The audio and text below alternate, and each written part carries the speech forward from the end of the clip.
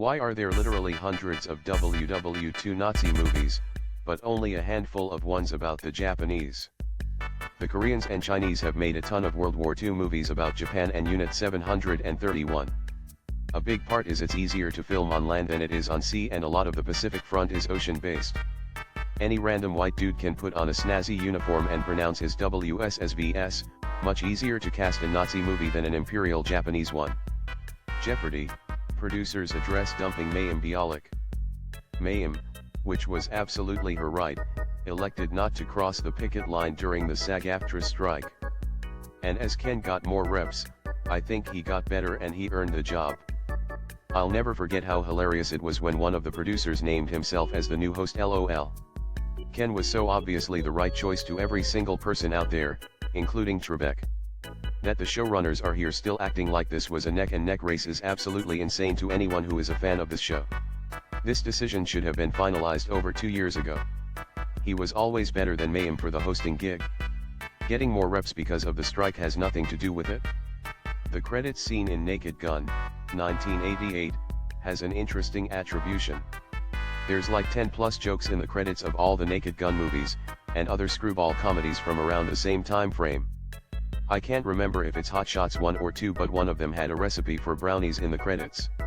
I remember as a kid seeing that and fully appreciating that they continued the jokes until the very end. Daredevil, Born Again official trailer March 4th on Disney+. It seems that the mandate for the editor of this trailer was, people think we're watering down the show, you better include every bone-snapping scenes we have in the season. Awesome that they're bringing Poindexter back. One of the biggest unfulfilled promises from the Netflix series was not quite seeing him fully become Bullseye, costume and all. The tone of this trailer is exactly what I'm looking for. It's basically season 4 of the Netflix show, with some modern improvements to make it feel like it belongs in the current MCU. I can't wait. So glad to see Frank Castle is back. Gotta say, I know it's only a trailer and that's the whole point, but this looks better than I was expecting. They don't seem to be Disneyfying the tone or anything, like I expected them to. Coraline, 2009. This is my biggest brag, but my aunt worked on Coraline. She knitted the sweater for the Coraline puppet. Coraline has a mom. She can tidy while Coraline is asleep, putting her clothes away or putting her toy on the shelf. My mom would go in my room all the time early in the morning to see me before she went to work, and she would pick up my clothes from off the floor. What I'm driving at is that the room being tidy points towards the other mother pretending to care for Coraline, and then back in the real world her mom is now showing her that care.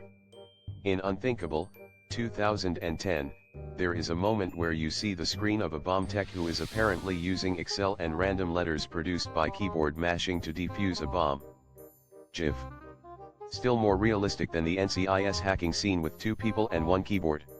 My favorite nonsense computer jargon was an episode of CSI, New York, where one of the characters said, "I'll create a GUI in Visual Basic to track the IP address." I had to pause the episode to laugh my ass off. Stanley Tucci on Captain America, The First Avenger. I loved Captain America, The First Avenger. It was one of the greatest roles and jobs I've ever had. Whatever happens tomorrow, you must promise me one thing. That you will stay who you are, not a perfect soldier, but a good man. Glad to hear he feels that way because he was so good in that role. His few scenes really set the tone for Steve's character and are crucial for later scenes in his trilogy and Avengers movies. He really elevated the movie. In Shaun of the Dead, 2004, Ed's mate Noodles wants to buy some pot. Is Shaun's co-worker Noel. Ed tells him he's only got an Henry, an eighth, left for himself.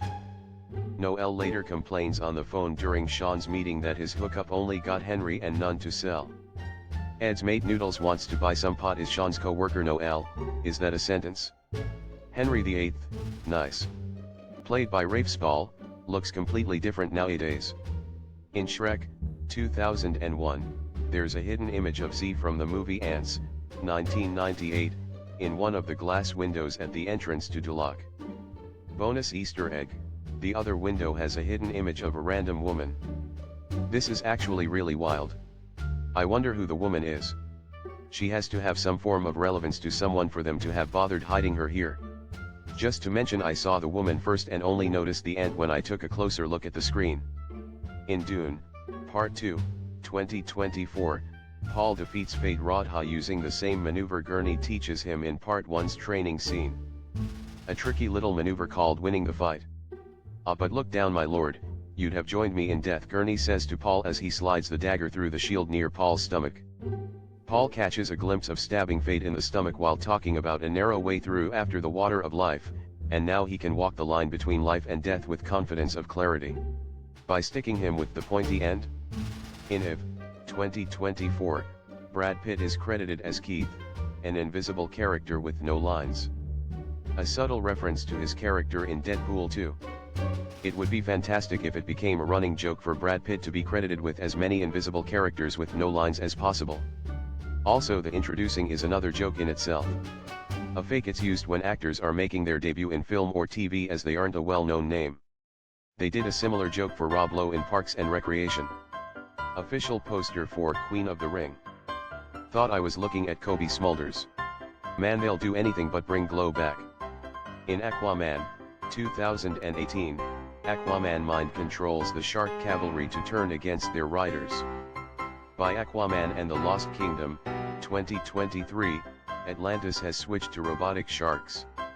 I want sharks with freaking laser on their heads. I just realized I don't remember anything about the Aquaman movies. Constantine 2005, at 30s you can see the television predicting how Constantine will remove the soldier demon from the girl. We need a second movie ASAP. That opening cutscene, too, looking straight down into the alley from a few floors up. A touch of vertigo, and very effective. The style of the whole movie just works. And, of course, the best Satan ever.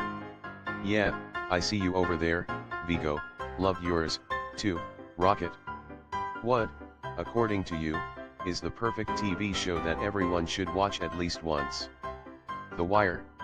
It is a perfect showcase of an interconnected real social ecosystem while also having extremely entertaining characters and making a statement on real life. I've watched plenty of good shows since, but I feel like The Wire is required viewing. It's TV that teaches you what TV can be and how its scope can increase in near limitless ways. It teaches you how everything can be complex, nothing is simple, and that's a valuable lesson today. The Terror, S1. It's a masterpiece that's insanely underrated. Anyone who enjoyed Chernobyl should watch it, because it also has Jared Harris and Adam Nagiaitis giving top-tier performances. Plus, Siren Hines, Tobias Menzies, and Ian Hart. There's not a single weak link in the whole cast. It's not a happy watch, but it is a compelling one. True Detective Season 1. Over the Garden Wall. Like and subscribe.